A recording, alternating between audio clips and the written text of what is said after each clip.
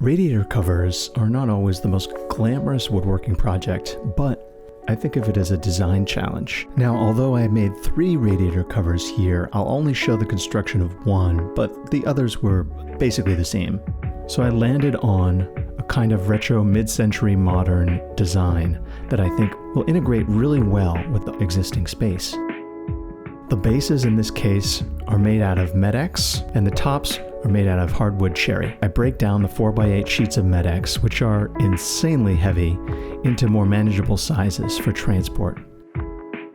With each sheet, I laid out the openings for the radiator cover front. And using plunge cuts with a track saw, I began cutting out the holes. I finished the cuts with a Ryoba saw. It's quite fun to punch out the holes. A little bit of cleanup with a chisel made each corner extra crisp. Now to create the sloped fronts, I set the angle and used the table saw to cut it out. I used glue at first to attach the sides to the front, and then I reinforced that with dowels, 3 on each side.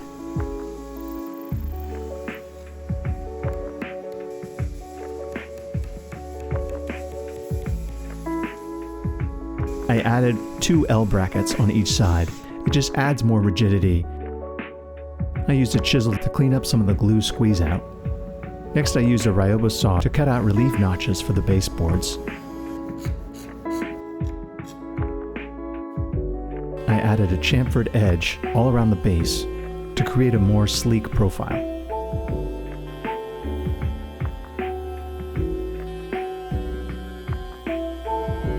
Then I used a chisel to clean out the corners.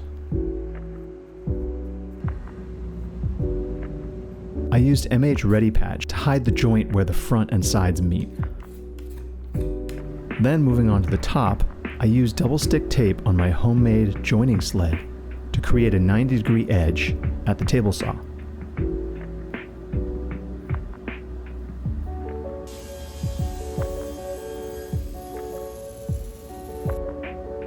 Doing this with both boards ensured a nice clean joint where I could glue up. I marked out placement for dowels. This helps with alignment during the glue up. I only used 3 dowels. This just saved time, and I still get the benefits of the alignment.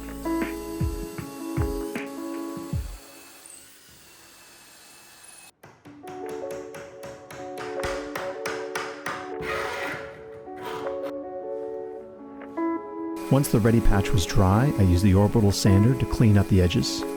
And then I started with 2 coats of primer. Once the glue up was dry, I took it to the table saw and ripped it into 3 pieces. This allowed me to check the grain orientation and select exactly which strips I would cut to create the panel.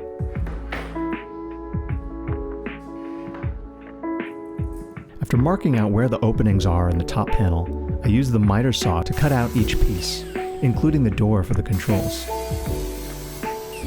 Then I laid each piece out like a big puzzle, ensuring that every edge would be a clean glue joint.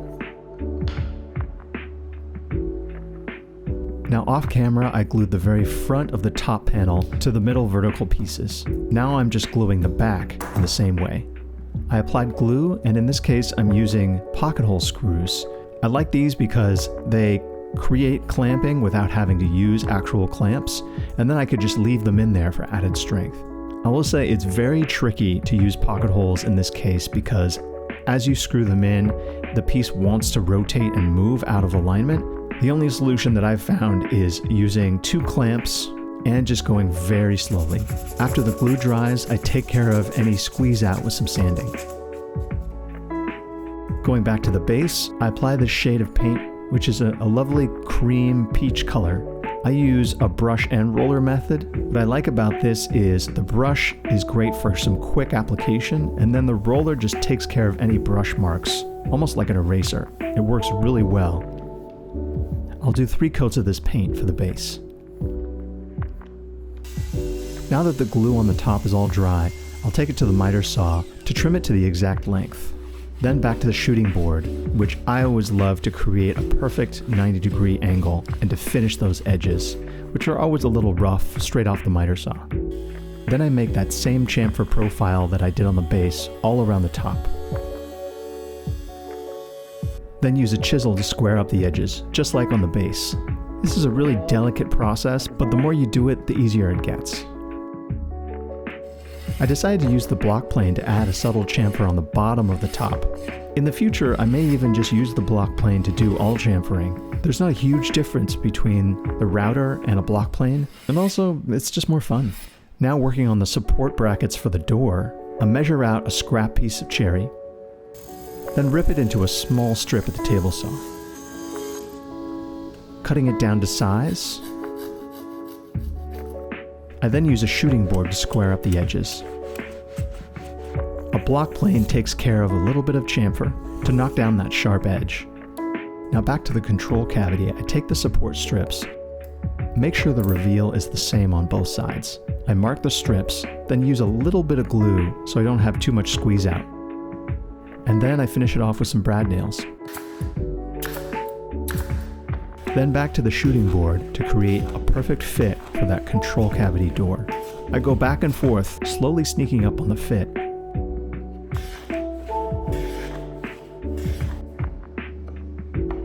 Then use a block plane to do the chamfer. After marking the center, I use a drill press to create the hole for the brass pole. That perfect fit just is so satisfying. I sand everything to 220 grit, and then I'll do 3 coats of Osmo and 1 coat on the back just to prevent any bowing. The metal grills for the top and the base are made out of soft aluminum. The sheets are only 33 inches long, and I need a longer run, so I'll mark out exactly where I want the cut to be.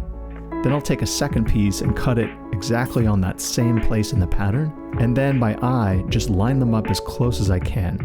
I find that this actually works surprisingly well, and it creates the impression of one long, continuous piece.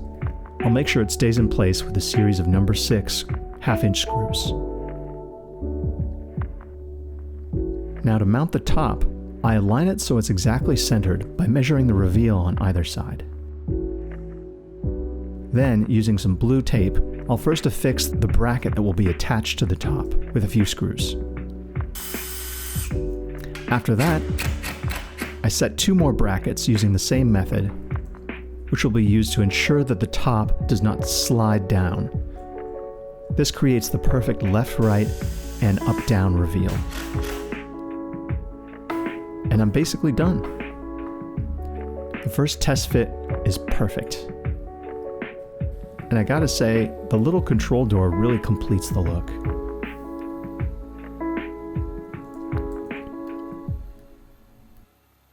When you compare the before and the after, it's a whole different feeling. I'm really proud of the results, and I'm so thankful to Andrew and Pam for giving me this chance to elevate their home just a little bit. Don't forget to like and subscribe. I'm really trying to grow the channel, and every little bit helps. I will see you on the next one. Thanks, everybody.